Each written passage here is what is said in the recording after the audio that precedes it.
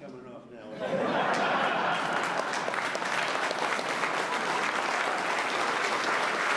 As we approach the 250th anniversary of our founding, we remember that we owe everything to heroes like those we celebrate today, men who went willingly to the darkest and most dangerous corners on earth to defeat evil so we could live free. That's exactly what happened. These are great men, great people.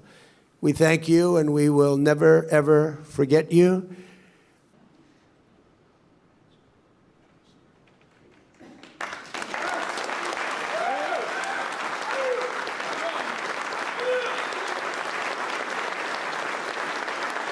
Marines Major James Capers, Jr., sitting right here. Thank you, James.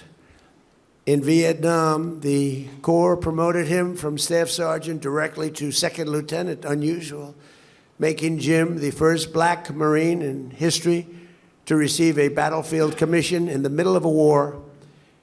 In 1967, deep in the jungles of Vietnam, Jim and his 9-man force recon team, known as Team Broad-Minded, attempted to locate a suspected enemy base camp near the village of Phu Lac. Left a legend and a hero. We proudly award you the congressional.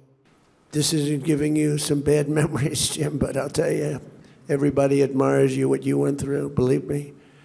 Every one of his fellow Marines went down wounded, but Jim rose, pushing forward on a leg that shouldn't have been able to carry any of his weight.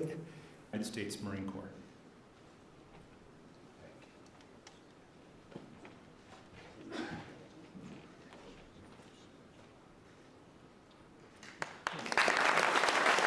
Next, we honor another legend of the United States Marines who is sadly no longer with us, Colonel John W. Ripley.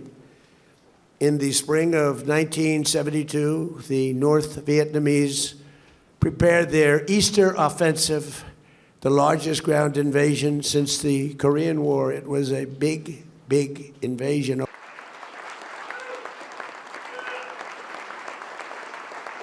Finally, we honor a hero of the War on Terror, Major Nicholas Dockery.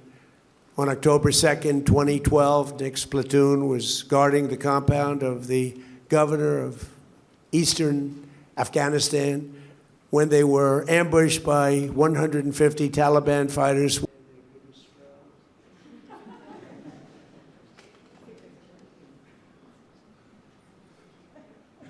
That's not coming off now.